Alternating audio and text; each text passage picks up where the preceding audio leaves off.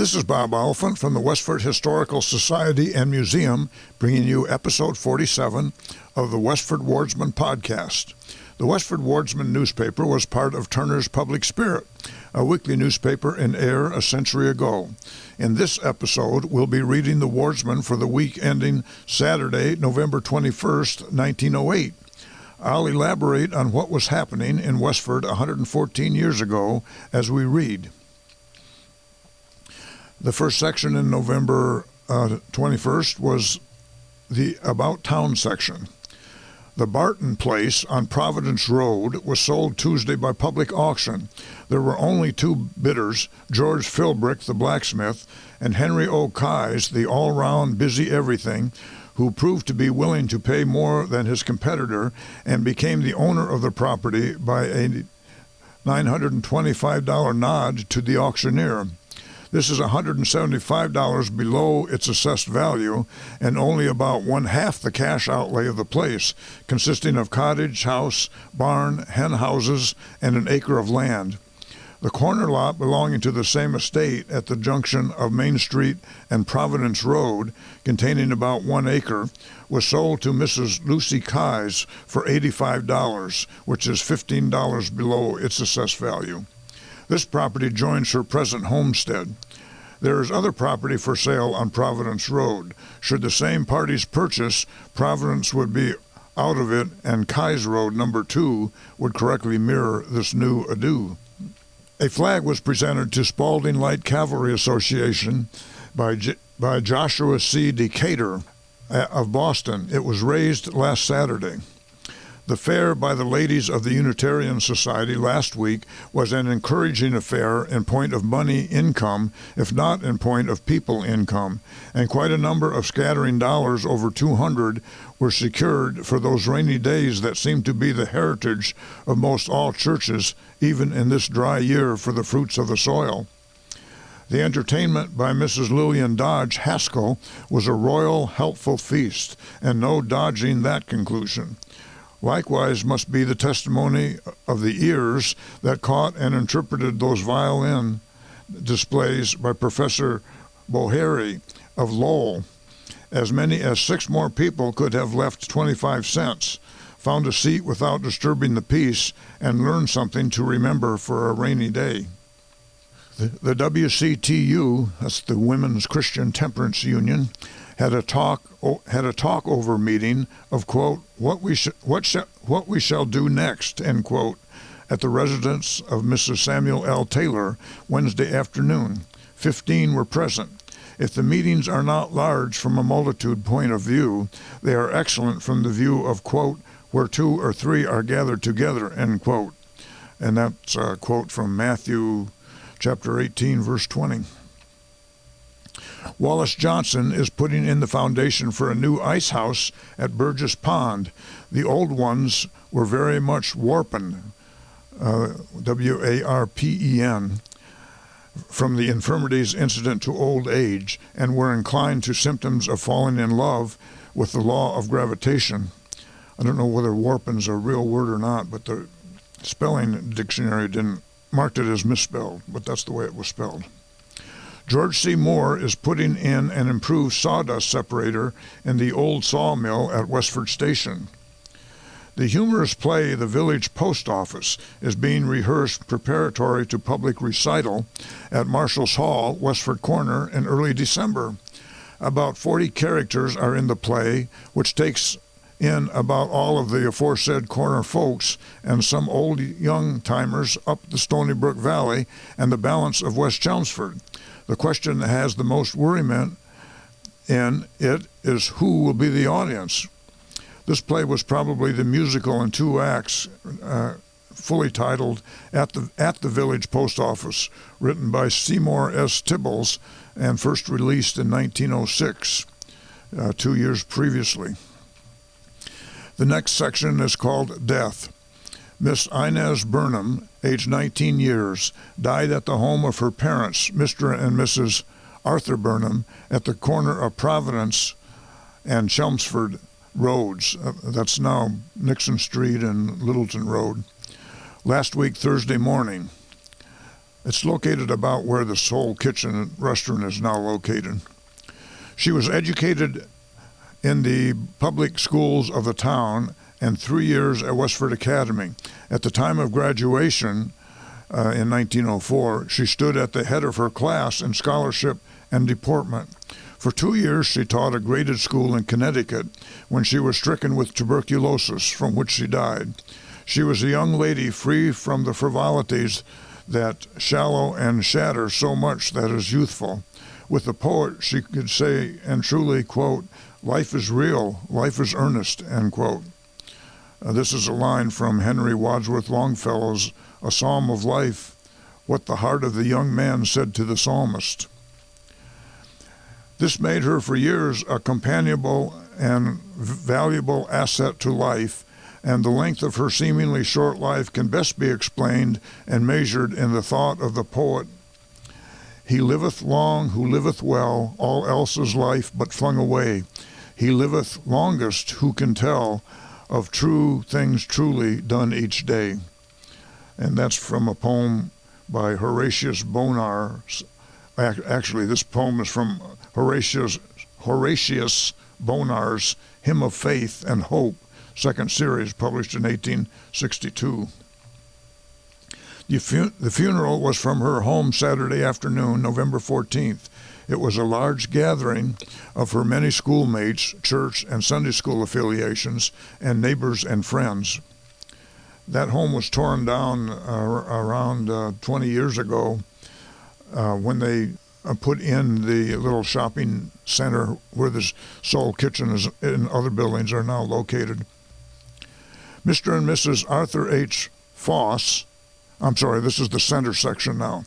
Mr. and Mrs. Arthur H. Foss left on Thursday for Tampa, Florida to spend the winter months. Mr. and Mrs. D.W. Bugby of Lowell go with them. Mr. Foss makes this change for the benefit of his health. Miss Sarah Haywood Trumbull has been a recent guest for a few days in her native town, visiting Miss Emily F. Fletcher. Mrs. Trumbull is spending the winter with Miss Harriet Rogers of North Billerica, who was one of the earlier teachers of the Westford Academy. Sarah Haywood Trumbull entered Westford Academy in 1839, and Harriet Burbank Rogers was the preceptress of Westford Academy from 1855 to 59, and again from 1861 to 1863. James Spinner has been constructing a good-sized greenhouse at his home for flowers and early vegetables. At present, he has a crop of lettuce underway. Mr. and Mrs. Charles L. Hildreth and Mr. and Mrs. William L. Woods attended the Harvard-Dartmouth football game Sunday at Cambridge. Mr. Hildreth is a Dartmouth man, class of '01. He must have been disappointed because Harvard won 6-0 when Johnny Cutler, Harvard's captain and All-American quarterback, won the game in the last few minutes. Donald M. Cameron has been confined to the house with a cold during this week. A theater party of 34 enjoyed seeing Lillian Russell in Wildfire at the Lowell Opera House Tuesday evening. The party went down on the regular 6:30 car and had a special car from North Chelmsford for the return trip. To Mr. and Mrs. Oscar R. Spaulding and Mr. and Mrs. Edward Fisher goes the credit of the arrangement of the details about tickets, cars, etc. for this delightful outing. Lillian Russell, who was the performer in Wildfire, or the lead anyway, was born in 1860 and died in 1922.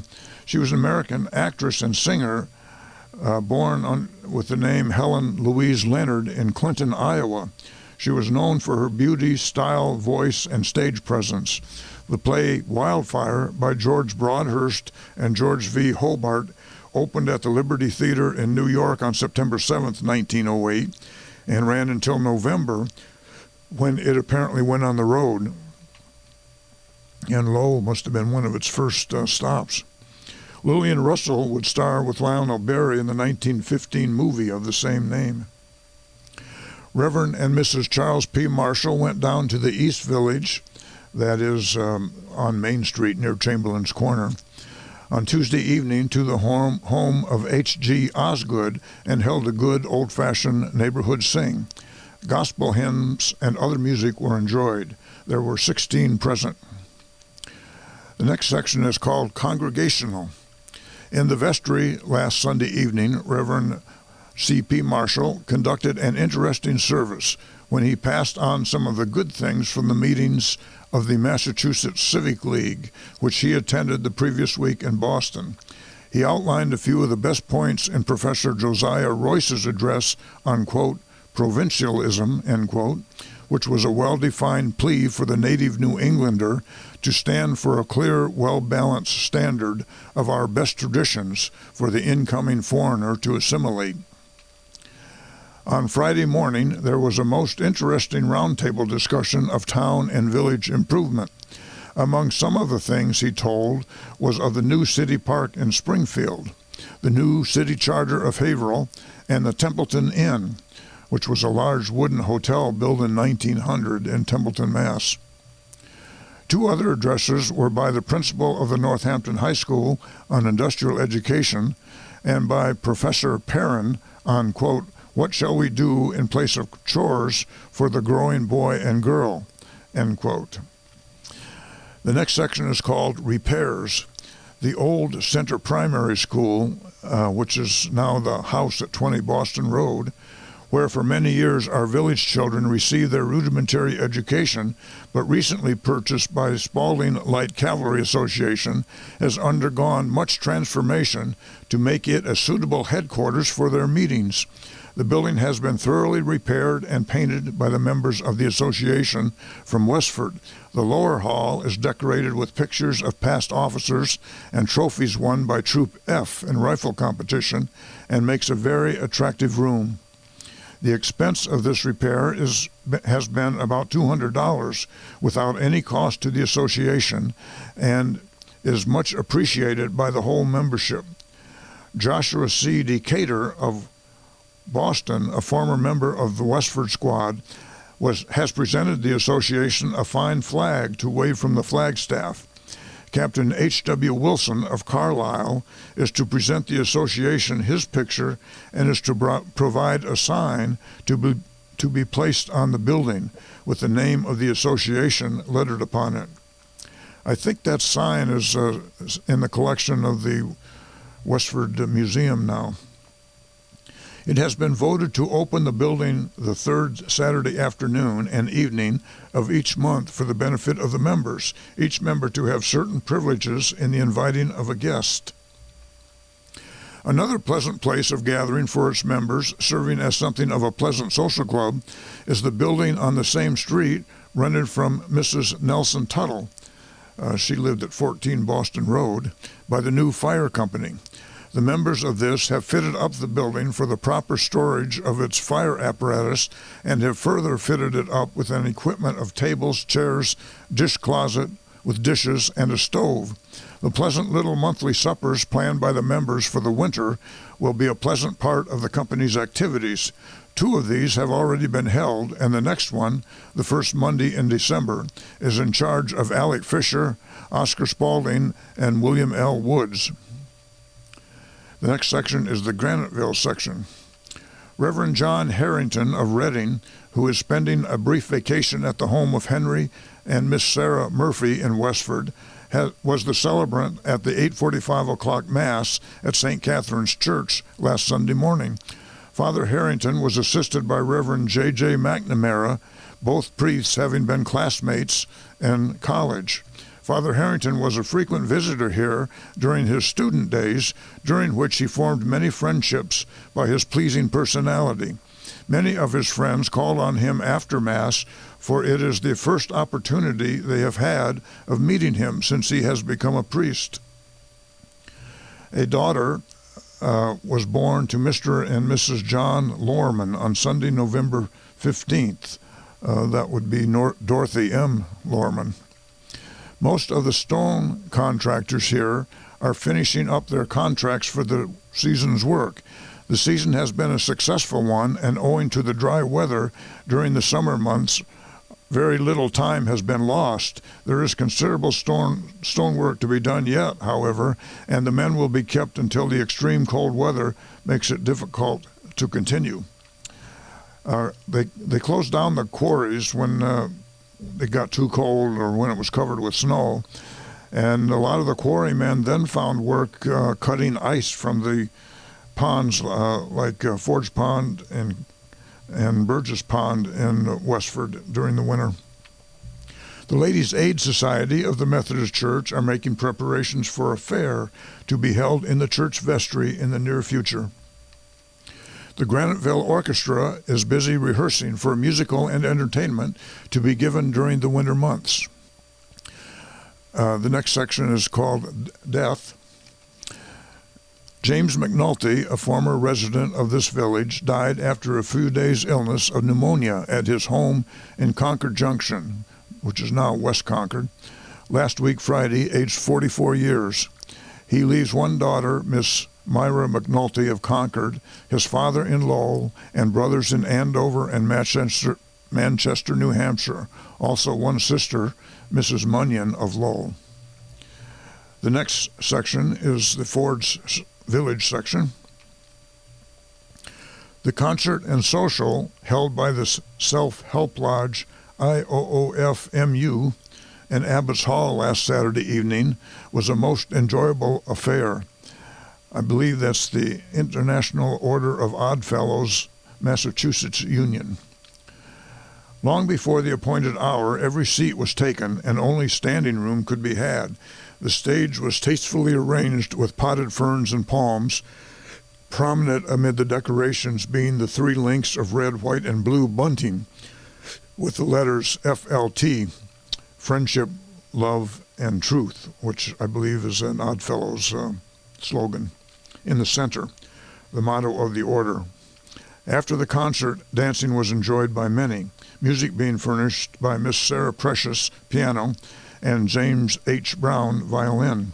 Many were present from Graniteville, Littleton, and Ayer.